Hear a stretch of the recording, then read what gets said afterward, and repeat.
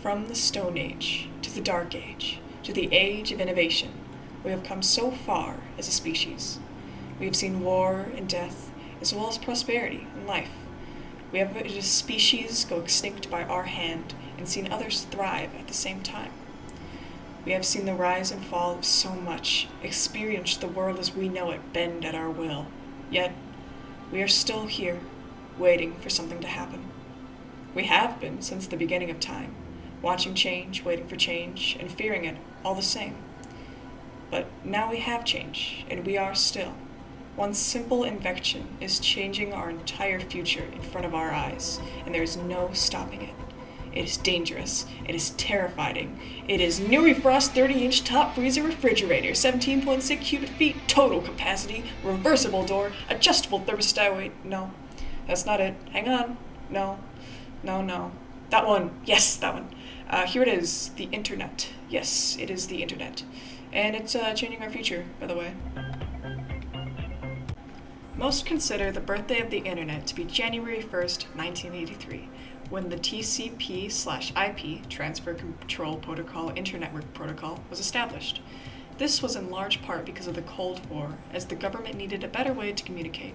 Before that time, before the TCP/IP, they created ARPANET, Advanced Research Projects Agency Network, though it was only used by the government and people with contracts with it. Soon that network would form the TCP/IP, which morphed into the internet as we know today. In 1993, the World Wide Web was made public domain, which means it was not copyrighted, trademarked, or patented. In other words, it was now open for everyone to use. Of course, like with all new tools, people sprung at the opportunity to create.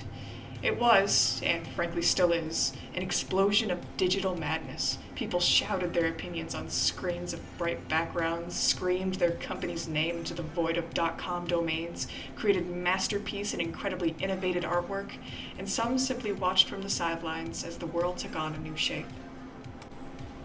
People had a different opinion of the internet back in the 90s. Of course, it was a lot different than today's internet. Most people saw it as a fad, or something that was bound to fade out sooner or later. Some saw it as the turning point of the world, the tip of the iceberg that was launching us into a bright future. Everyone was off in some way. Nobody could predict what the internet would become. Except for David Bowie, apparently. My parents grew up in this age, and they both had different experiences with the new technology that had come out at the time. My mom wasn't on the internet until she graduated from school, and even then she said it didn't affect her or anyone she knew because there wasn't much there. My dad said the biggest effect he saw was chat rooms and online communication. Indeed, this is a very important part of the internet, even today, as there are children who have access to these chat rooms. There's a very real threat of online predators, misinformation, and cyberbullying. Fast forward to February 2005, when a small website with the domain name YouTube was founded by Jawed Karim, Steve Chen, and Chad Hurley. It was a small thing, just a silly little dating website, and soon that dating website ultimately failed, but at least it still had its video sharing feature. And then it exploded. Turns out people wanted a place to share their videos, and YouTube had given them the opportunity. 1 year later, Google bought the site for $1.65 billion. Of course, today we know YouTube as the video sharing platform. If it's made by anyone other than a company, it's probably on YouTube, and it's completely free mostly. With a video sharing website like YouTube, it's easier for anyone to post whatever they want, and it's easy for anyone to watch these posts. Even a small child could do it, and in fact, they do. Imagine this. You live a peaceful life in a peaceful neighborhood. You have one kid, a 6-year-old son. As a gift, you give him an iPad, and he seems to like playing with it. One day, you come home from a late night at work, hang your coat on its hook, and push your tired body up the stairs to see your kid. As per usual, he is on his iPad, intently staring at a screen. Out of curiosity, you take a big peek of the video he's watching, and you see this.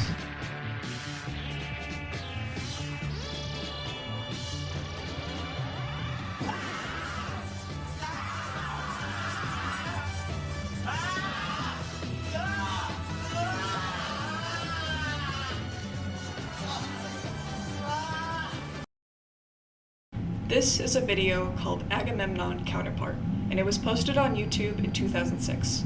It was created as an art project by Michael Rodson and Jason Kovac.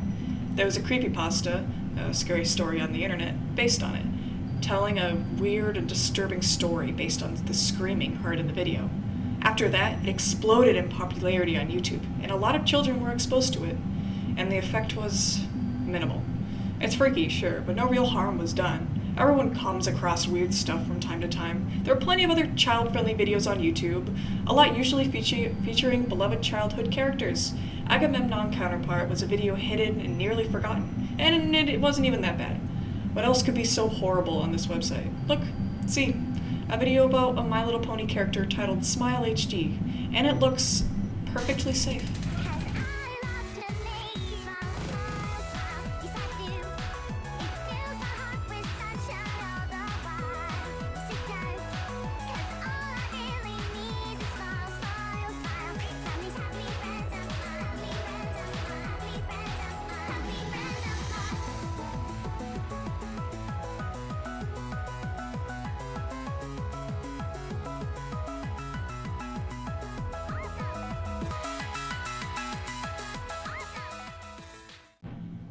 Smile HD was created by Mr. Davy, an infamous artist and animator in the My Little Pony fandom. Another one of his famous videos, called Cupcakes, was based on a fanfiction. It showed Pinkie Pie brutally murdering Rainbow Dash and turning her into cupcakes. Very good for kids. Mr. Davy started posting videos and art in around 2011, and Smile HD was posted in 2013. He continued to make posts until he disappeared in 2016. There were plenty of other My Little Pony animators, a majority of them child-friendly, but there will always be bad apples. Okay, so maybe not all of YouTube is safe. How about we check some other websites? Here we go, an app called Mino, a website built for people with similar interests to meet up and talk about the things they like. Perfect. Let's have a look.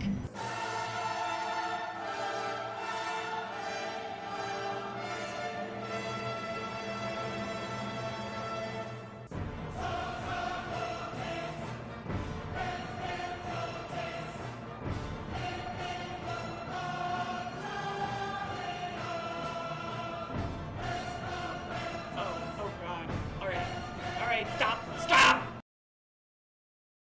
Alright, that's enough internet for today. This is all a lot to take in. For a place with so many children running rampant, it isn't very child-friendly. Thinking about the future, what kind of effect would this have on them? Well, the answer is, who knows? The internet is new, or at least the kind we have today. In the 90s it was unchecked, sure, but back then we didn't have the kind of experience with creating that we have today. Anyone can easily make anything with the right tools or software. It's terrifying, but not surprising. While the internet has its good parts, the bad can outweigh them. Let's go back to the kid with the iPad. After witnessing the video he was watching, he put on restricted mode on his YouTube. That should do it. Soon things go back to normal, until he starts acting weird. Like any worried parent, you check his watch history only to find what you can only describe as a trap.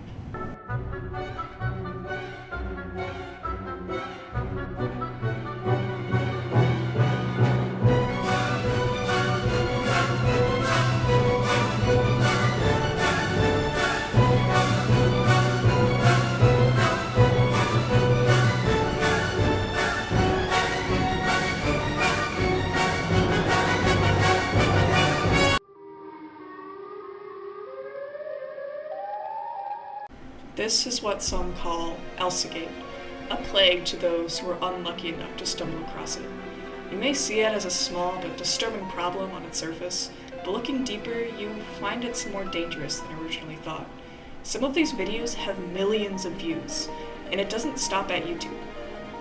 GirlsGoGames.com is just one example of a website geared towards kids, specifically girls, obviously, but a lot of its games are not for children. Even with restrictions, this kind of content can slip through the grates of filters. They use child-friendly characters and strange thumbnails to entice kids to click on videos. And the worst part? The people making these things make money on them. So what reason do they have to stop? The rabbit hole of Elsagate is nearly endless, and not something I can cover in this video. But it is a dire issue that could have unprecedented effects on future generations. So, how will the internet affect the newest generation of kids? Even if it is impossible to know, what do we think will happen to those exposed to these things? How has it changed us already? Well, I interviewed some friends to find out. This one comes from a friend from Illinois, in my age. Question: what experiences have affected you the most? Answer: I had unsupervised internet access as a small child, so I'd say just finding fandoms like Undertale and creepypasta affected me as a person a lot. I have also found new friends, good and bad, online. Like on Discord, it has been great, despite all the bad ones, lol. Question: is there a piece of media from the internet you personally have encountered that you feel is unsafe for kids? Would it be easy for them to find? How did it affect you? Answer: Amino. Yes, it is easy to find, but it's down now, so that's good for the kids who still have it. I personally haven't experienced this, but I know a lot of people who have been affected badly by it, like groomers and stuff. Me, personally, I was fine though. I never encountered that stuff. To be fair, I never talked to him. Question: how do you feel about children's access to the internet today? Is it a problem? If so, what should we do about it? Answer: children seem to be getting unsupervised internet access a lot these days, and depending on the people they find, Andrew Tate, for example, can change them into horrible people in the future. If those ideas are ingrained in their little brains, I feel they need a good bit of supervision until they're able to know what's right from wrong when it comes to things like inappropriate content, or when someone is clearly not a good person for them to be watching. Just watch your kids a bit before letting them run wild, I guess. This one comes from a friend in Arizona, also my age. Question: do you have a favorite piece of media on the internet? How did you encounter it? Is it safe for children? Answer: this one is tied 3 ways. The first one is a 10-hour video that explains a British conspiracy show called Utopia that we can't access in America. I found it through one of my favorite content creators who made a video essay.